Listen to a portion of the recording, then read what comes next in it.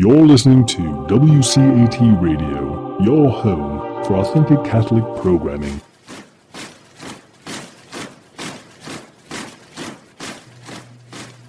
Hello, Seekers of Jesus. This is Romuald Simeone. The book is the Gospel of John, Lectio Divina, the Bible, love letters from your Father. How in every chapter, in meditating on the Gospel of John, we see how Jesus is the message and the messenger, telling us about his nature, the Father, the Messiah, and how he came into our life to become our constant Savior and gate to heaven. We are now in chapter 20 of John, and we're just going to give the first verse. It's because we have to understand what is going on and the details. Jesus had been taken down from the cross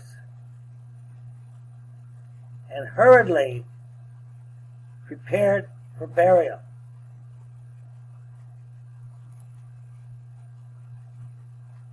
The garden tomb of Calvary, at Calvary, only about 50 feet away from the place where Jesus was crucified,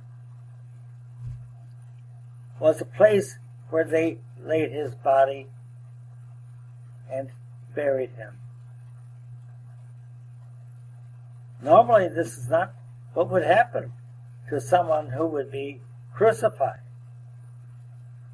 The Romans normally left persons on the cross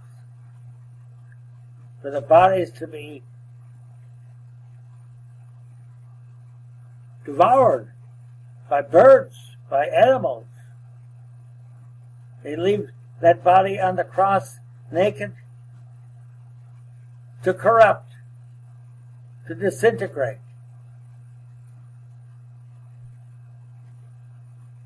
It was not to be given to the family. It didn't belong to anybody. It was completely exposed. It was completely eliminated. Not just we put a body in the grave and we forget it, or we have it as a remembrance, a memorial. Our way is so different. With the Romans, it was to be complete elimination. Name forgotten, time forgotten, incident forgotten. Just destroyed. But here, something happened different from Jesus. As predicted, his body was taken down from the cross. He was shown to be dead. And there, the great difference here was Joseph of Arimathea. He, who had been like a closet disciple of Jesus, a member of the Sanhedrin, a wealthy man, a powerful man, took it upon himself, inspired, of course, as we can see by the Holy Spirit, to go to Pilate, not to have Jesus on that cross, eliminated, disintegrated, or thrown into the garbage pit of Gehenna and burnt. He had concern, a Jewish concern for the dead person. Even though in the law of Moses it says, who dies on the tree is accursed, could be forgotten. But Joseph goes to Pilate. He goes across the city of Jerusalem to the Antonia and mentions it to Pilate and tells him that he wants the body of Pilate, who had been given in to Caiaphas and ordered a crucifixion, was disturbed. He had been taken in. He had been forced to crucify Jesus. Not that he was not guilty, because he had declared Jesus to be innocent. He should have released him. But he didn't have the courage to do it, because he was threatened with his own life, with his own position. If the Jews had rebelled and caused a great riot, 1 million Jews there for the Passover, how could he suppress it? How could he explain it to the emperor? They said, remember that they had declared for Caesar. They declared loyalty to Caesar. We have no king but Caesar. Let this man, this one who claims to be Messiah, be crucified. Cast him away. So, Pilate, fulfilling a prophecy, gave the body to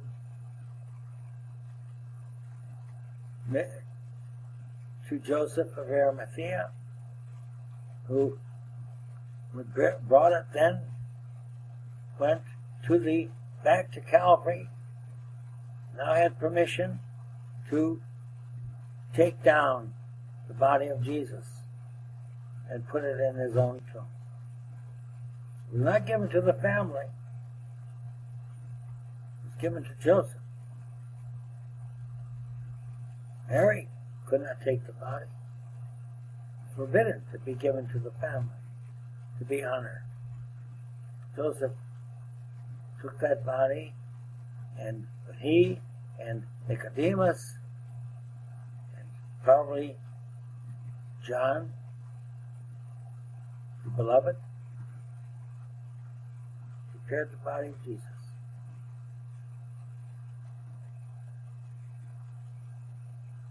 Nicodemus went and got 100 pounds of aloes and myrrh to preserve the body of Jesus, and the linen cloth, the shroud.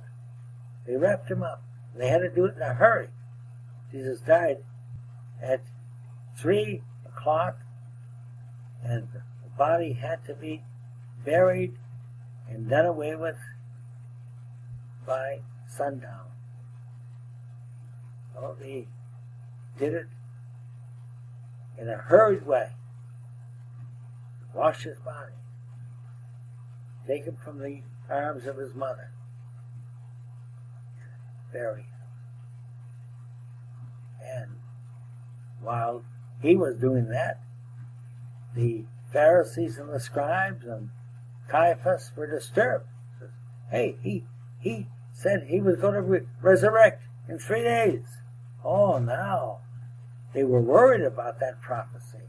Before, they had said to condemn him that he was going to destroy the temple and rebuild it in 10 days. In 3 days, rather. But now they understood he could very easily have meant, and they believed that he did mean it, of his own body, that the temple, he may have gestured, this temple, if you just kill it, it will just be resurrected. The sign of Jonas, that's the sign that's going to be given to you. Jonas resurrecting from death from the belly of fish. It will resurrect from the belly of the earth. Oh, he says, he had said this several times to his disciples, more than once. They were not going to let anything happen to that. So they went to Pilate and said, we should not have given him Joseph the body to be buried in a tomb. It's supposed to be destroyed. It's supposed to be corrupted. He's supposed to be eliminated. That's what we said, to crucify him, to get rid of him. So everyone would forget about him, and no one would know anything about him anymore. His disciples had dispersed. We'll take care of them. What if they come now and take his body out of the tomb and say he's resurrected? They would create a rumor. Of course, they can't prove it, but they create a rumor. And then we'd be undisturbed because these people are gullible. So he says, guard the tomb. Make sure that no one takes it. He says, not only that, you have a guard. You have the Levitic guards of the temple. They're soldiers. Post them. And I'll set my seal on that tombstone, on that, sort of a millstone that they rolled in front of the door of a tomb. It was carved into the hillside, into rock.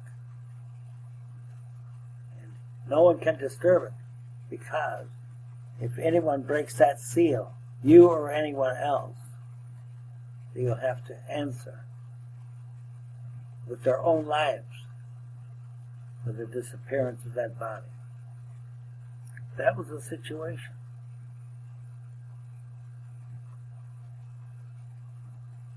What day was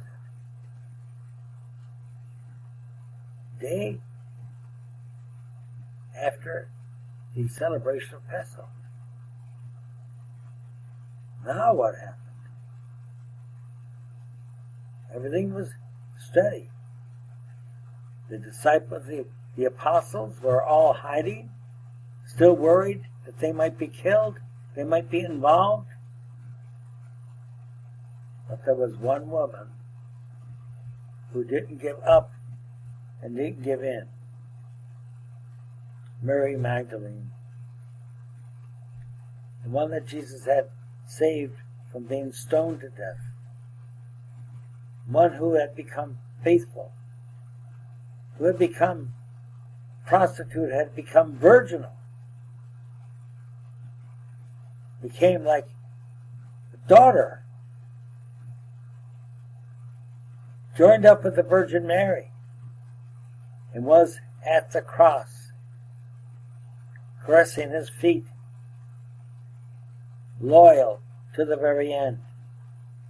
Oh, let's look into Mary Magdalene. She couldn't sleep after Jesus was buried. The others were hiding, were ignoring the situation. No one else seemed to be interested. It was over with.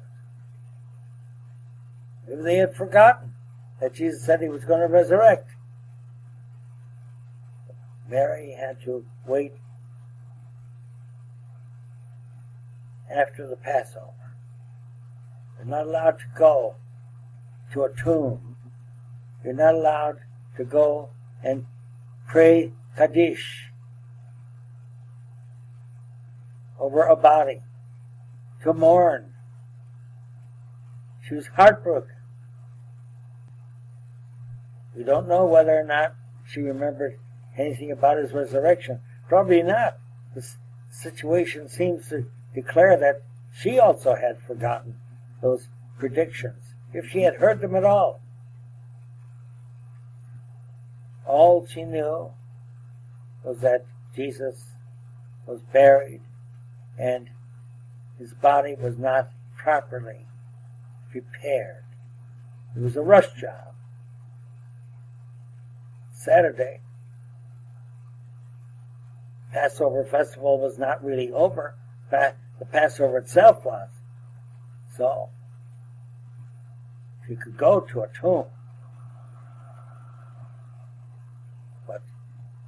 The city was still rejoicing for 8 days of Passover.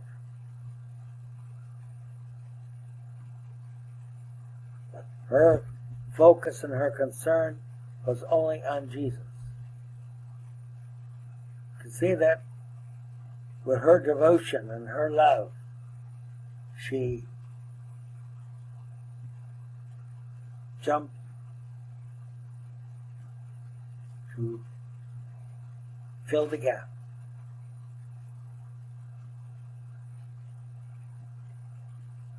She decided, another Mary, to go to the tomb.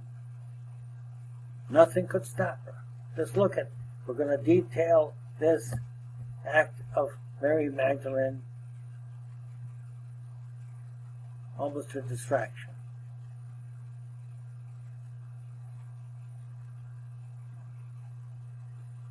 She couldn't sleep. She was concerned, at least, if he died and was buried, have some decency. Do it properly. It wasn't done properly. It was done in a hurry. All right, they wrapped him up in the shroud. They closed the tomb. They gave some kind of a cleansing. But the Jewish law talks about very extreme cleansing of blood from a corpse, dressing it in a shroud for burial, decent. They had done that with the linen cloth, but was it properly done? She was very concerned. The hastiness was very disturbing to her. There was no detail. He was cast away.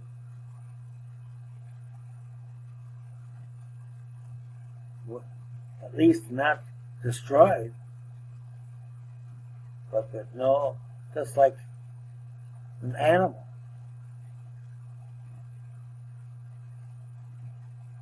She was very anxious.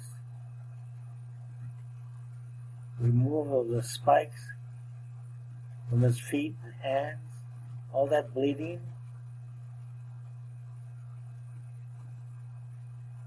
Taken away out of Mary's arms as a mother.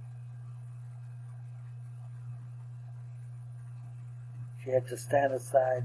The Virgin Mary had to stand aside. So Magdalene wanted to perform the mourning to completion. You notice she didn't think things through too well. There's a lot of confusion in what she had done. See, sort of, we say, play it by ear. What in the world could she do? There were soldiers guarding the tomb,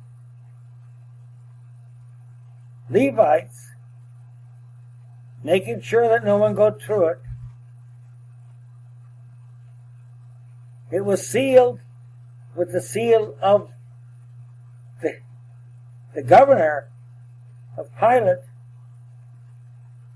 She had no idea what to expect. It's like if anyone would give her any advice, say, Mary, forget it. Even if they thought he was going to resurrect, let it happen. There's nothing you can do. But she saw herself as family. Everything had been cut off. No mourning, no ritual. They had to leave him there. Say, he buried like a dog.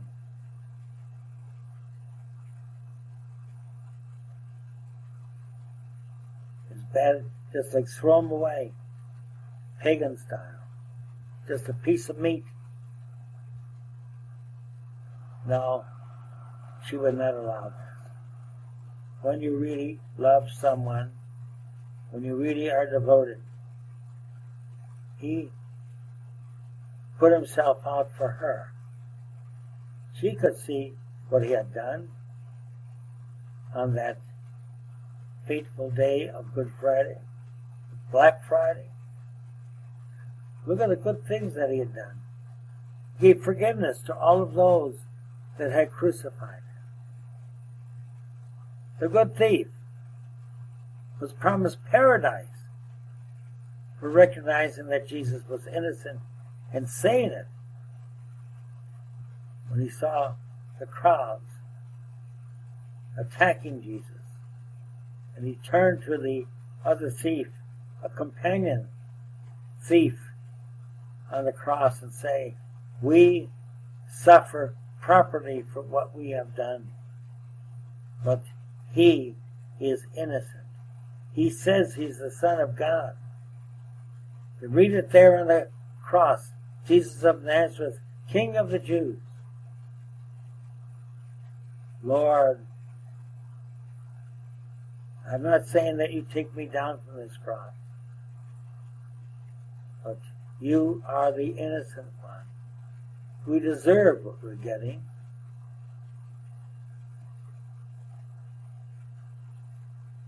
Jesus says to him, this day you will be with me in paradise. Completely exonerated, completely freed for your heart that says, Lord, forgive me. I did not know what I was doing, but now I know. So for one act of true faith, the good thief was saved. Mary saw that too. She probably wept with gratitude that someone there recognized Jesus.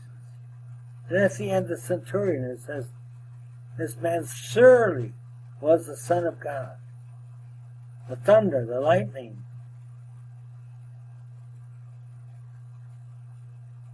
He was impressed, no more than Mary was. What would she do? The Roman soldiers ran away from the crucifixion. The centurion went and assured Pilate that Jesus was dead, and he had put a lance into his side. You know, sometimes we say to people that do an heroic thing, and they say, why did you do it? Why did you go, fireman, why did you go into the fire? To risk yourself to save that baby. Sometimes they risk themselves to save a pet dog. And they just answer one thing all the time. It was the right thing to do.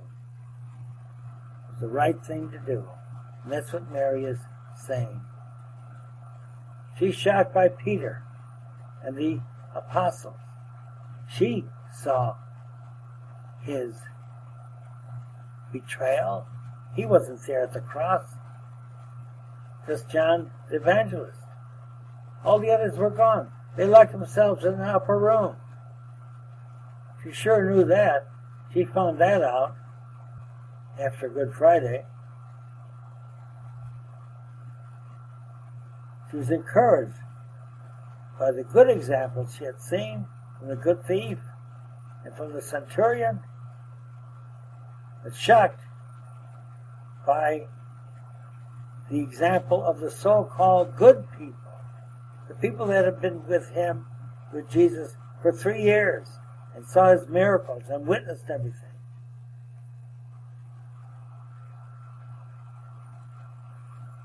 Even one of the apostles, she found out, Thomas, even actually left Jerusalem, ran off. He didn't take any chances of being caught. He was missing.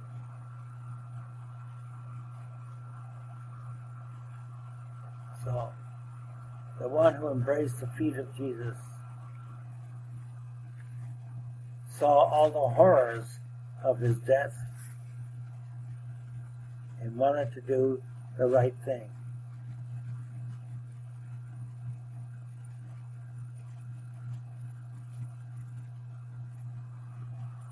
Peter was a quaking rock.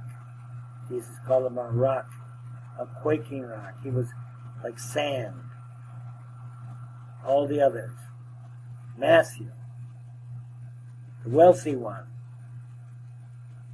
the one that had been ignored by the people and given status as a Jew with Jesus. James, the one who said he would want to be at the right hand of Jesus when he came into his kingdom. Had his mother go there and plead for him and try to con Jesus to give the first place in the kingdom to her son. The zealot,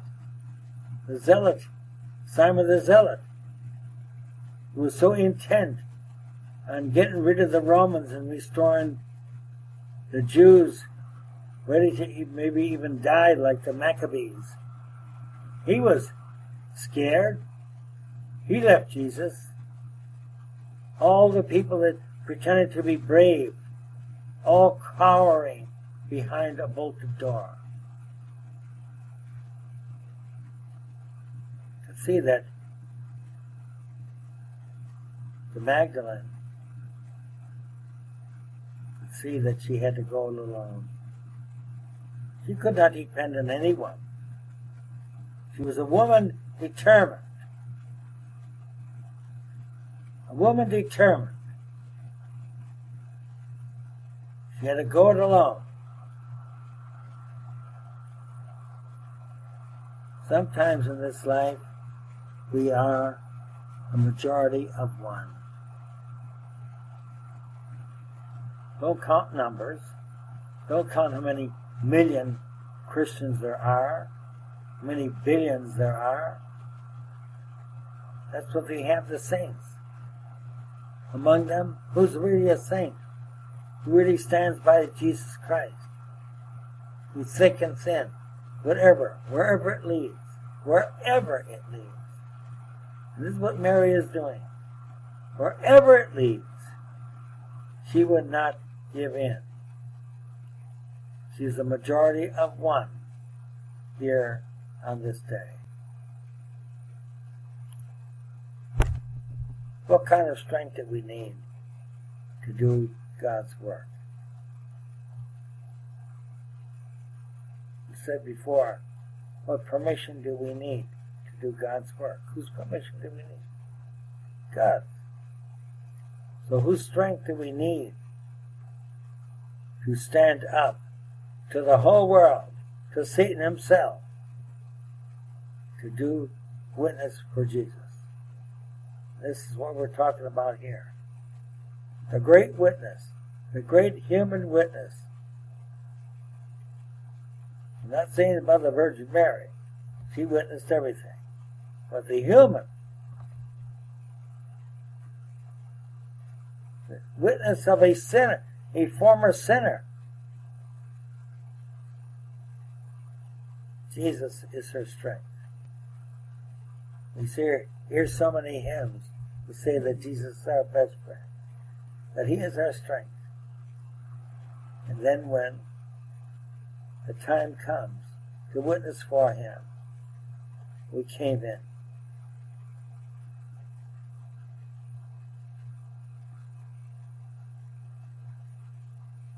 How much she would have wept.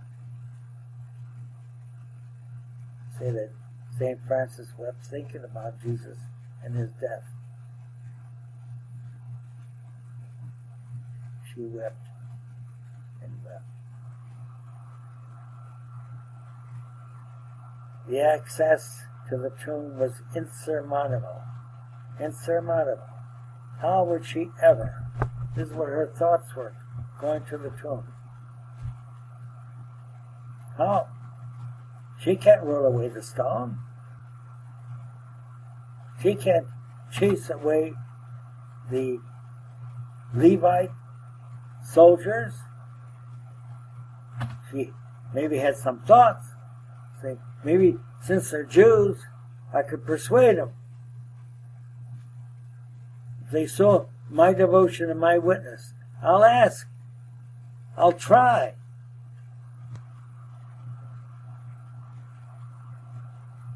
Break the seal of the empire put there by Pilate. Death, if you touch it. Try to pull it away. They kill her on the spot. No reason, no excuses. Total focus. 3 things. Go. See and do. Act. That's all. That's what Jesus asks of every one of us. Go. When he tells us to go and witness. Go. See what's in front of you. See, find the sinner. Find the person who needs to be saved. Find the person who needs Jesus as you need him. Just don't take him for yourself. Pass it on. Pass on the good news. Do it. No matter what we say or how we get encouraged, we find out that we don't have strength, courage, or interest. We have every interest to do things for ourselves. Every interest to do the 7 capital sins. To seek our own interest. We work hard at that. And people in this world are considered marvelous because they have that initiative and they become wealthy and powerful. These are the people we put in monuments. These are people we raise statues to. These are people that we proclaim. Those that have the courage to go into battle and to die and give their life for their country. But here is the courage of a woman that Jesus had converted. He says, love to the end. People make this particular commitment in their marriages, in their families, to their nation, to themselves. And where does it end? Mary goes into the garden. And lo and behold, the impossible is not only possible, it's actual. The stone is rolled away. The soldiers are gone.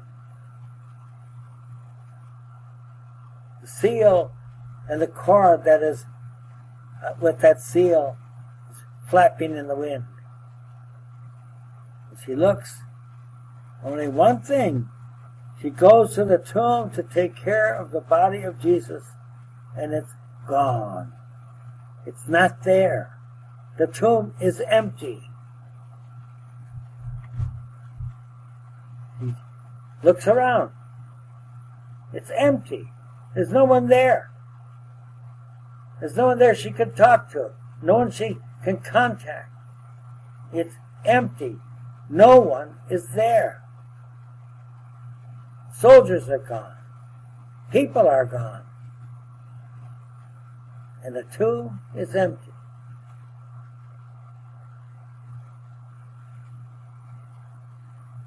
What's her first concern? But Lord, where have they taken him? He's gone. I want to take care of him. I want to find him. Someone has taken that body away. She turns around and runs through the streets of Jerusalem to announce it, to get help from the apostles. Runs to the supper room and bangs on the door. It's Mary, it's Mary, Mary. What is it? I went to the tomb. It's empty. Jesus is gone. Come, let us try to find out what they've done to him, what has happened to him. Seek the Lord. And he will be found. Brothers and sisters, meditate on this very first verse.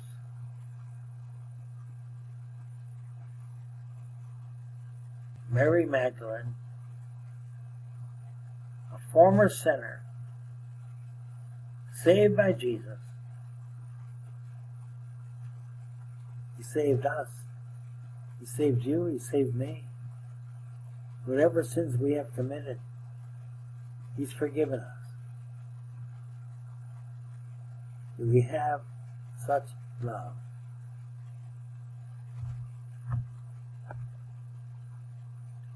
Do we have such witness? Her whole intent was, I need help. He's gone. Let's find out what has happened. She only could think of these people who had run away from Jesus. Back to John, the disciple. At least he was courageous enough to stay at the cross. Sure, she wanted to go and tell the Virgin Mary, but not yet. Because we don't know where he is. We don't know where he is.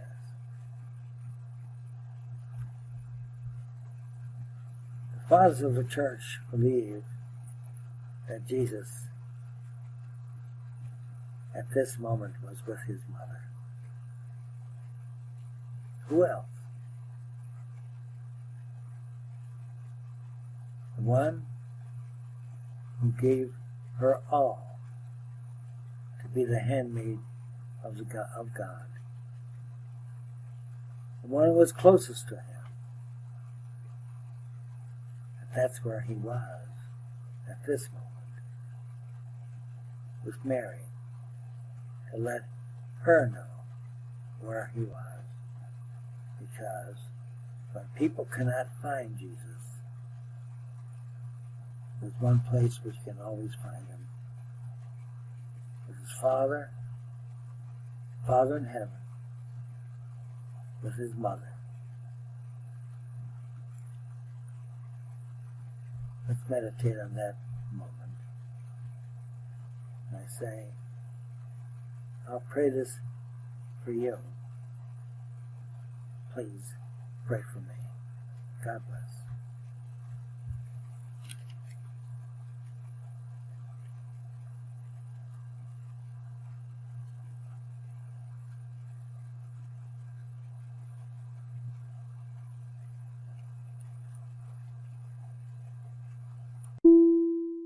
Hello, God's beloved. I'm Annabelle Mosley, author, professor of theology, and host of Then Sings My Soul and Destination Sainthood on WCAT Radio. I invite you to listen in and find inspiration along this sacred journey we're traveling together to make our lives a masterpiece and, with God's grace, become saints. Join me, Annabelle Mosley, for Then Sings My Soul and Destination Sainthood on WCAT Radio. God bless you. Remember, you're never alone. God is always with you.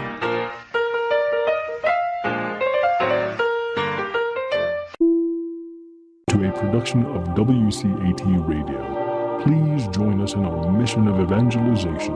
And don't forget, love lifts up when knowledge takes flight.